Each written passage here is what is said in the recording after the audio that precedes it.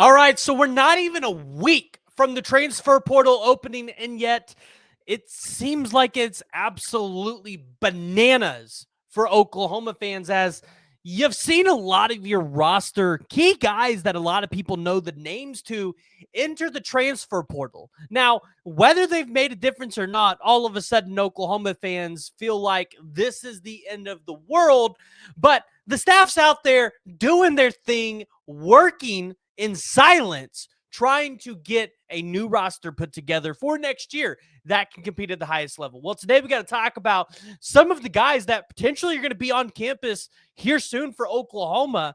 Who are some of these targets for Oklahoma that they're looking at in the portal? And then who's leaving, right? Because it's ever changing every single day. And I'm going to be honest, from somebody that's trying to follow all the tweets, it's sometimes hard to keep up with. So join the discussion, jump in the comments below. If you're new to the channel, make sure you hit that like and hit the subscribe button.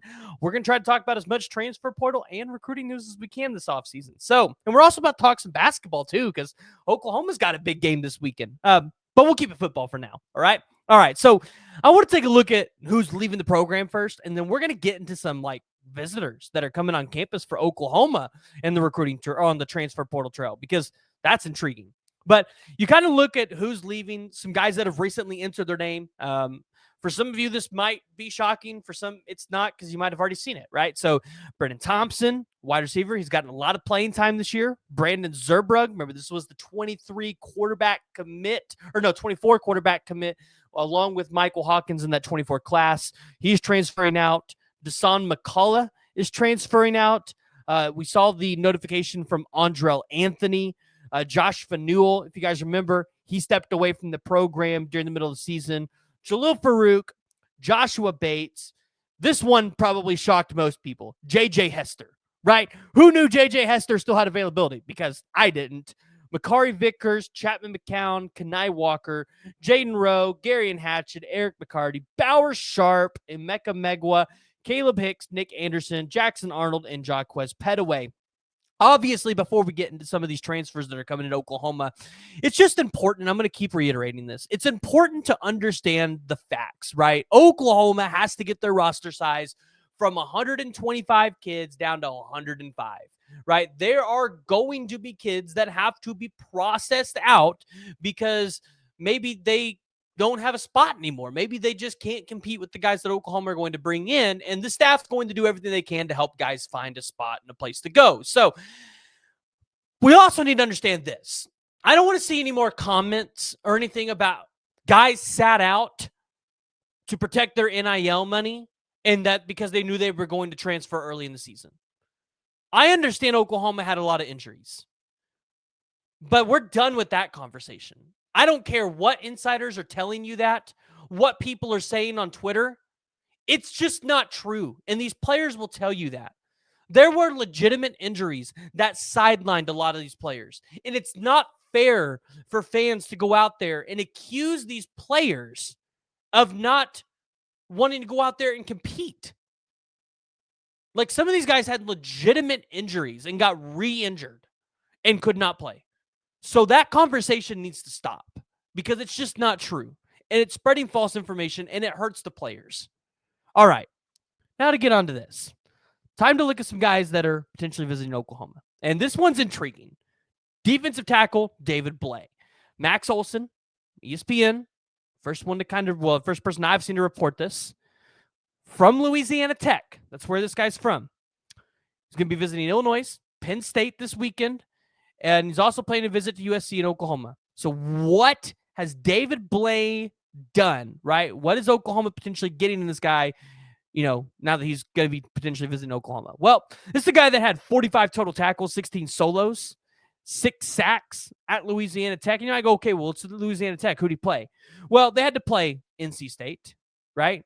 That's a Power 4 opponent. They had to play at Arkansas. And by the way, the at Arkansas game, he graded out at a 71 in the rush defense, a 49.9 tackling grade, 64.5 pass rush, and a 71.5 overall. And you look up and down the board at some of the other talent that they had to play, he did pretty well, right? In the grand scheme of things, he did pretty well. So you look at his grades This is the guy that potentially played for Oklahoma, played in 443 snaps for Louisiana Tech. This is the guy that'll play in that 3 technique. So David Blay is a potential option that Oklahoma fans need to pay attention to on the defensive line. We talked about others.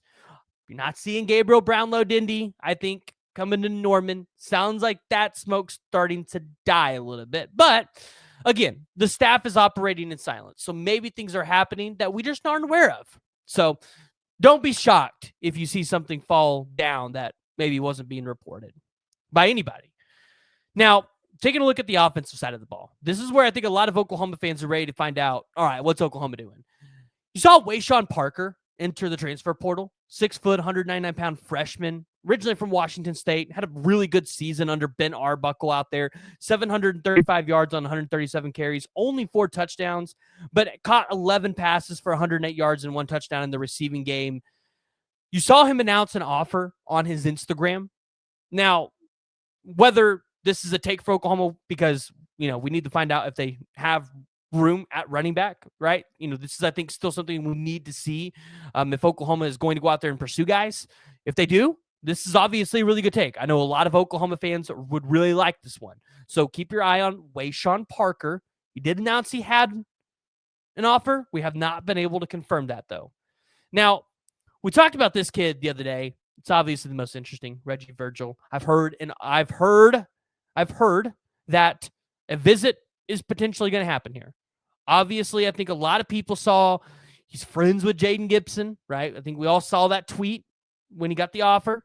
Tagged him at Jones, OU football, Jaden Gibson. Last season, 41 receptions, 816 yards, 9 touchdowns. Coming in at 6'4", 190 pounds.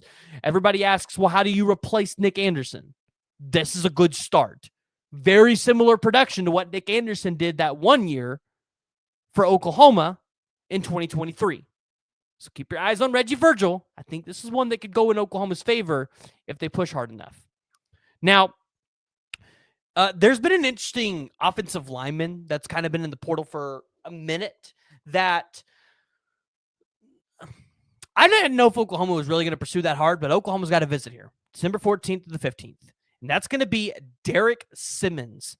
He's a tackle, 6'6", 325 pounds, out of Western Carolina. Played in a total of 612 snaps for the Cats. This season, I think the best team Western Carolina played was NC State, and it was at NC State. He graded out 69.5 in a pass block and 64.2 in a run block. This is an FCS team, right? We all look at FCS teams and say, Power 4 teams should always dominate. Well, he played well against a Power 4 opponent. So not saying it 100% translates to the SEC, but I think this is a guy that in the FCS doesn't necessarily play like an FCS player. And he played at the left tackle position in that NC State game. He's played a little bit of right guard and right tackle. But if Oklahoma ended up landing Derek Simmons, very good addition on the offensive line. Definitely a guy that you could see in Oklahoma's 2-deep and potentially try to push for a starting role. Now, lastly, the last guy we got to talk about is a tight end position. It's Luke McGarry. Now, Luke McGarry, I think everybody saw the offer come through from Tulsa. I think there was some questions from Oklahoma fans saying, well, wait, why are we taking another unreally proven guy? Last season, 17 receptions, 231 yards, 1 touchdown for Luke McGarry. But there's a lot of schools across college football that want Luke McGarry services. Luke McGarry is a coveted prospect in the transfer portal with schools that traditionally do well with tight ends. So remember, we always say, look at the offers, right? Not necessarily, their star rankings or production. Look at who's wanting the kid. I think that really tells you a lot, right? If the school has done a really good job at evaluating talent, consistently puts guys into the NFL at this position, if other schools like that are following suit with you, then I think it's a guy that you potentially want to take. So obviously, I think there's a ton more moves happening right now that just aren't being announced. Again, Oklahoma's going to offer in silence. I think it's important for Oklahoma fans to understand this. And you've noticed this trend over the past couple of years. If Oklahoma offers a kid and somebody at Georgia catches wind of it, then they offer the kid. And then you end up in a bidding war, right? And it feels like Oklahoma this year might want to kind of keep things under wraps a little more to try to keep from other schools jumping on the bandwagon that Oklahoma's trying to jump on in terms of talent evaluation. So if you don't see a ton going on right now, it's not that the staff isn't doing anything and that they're standing by idle.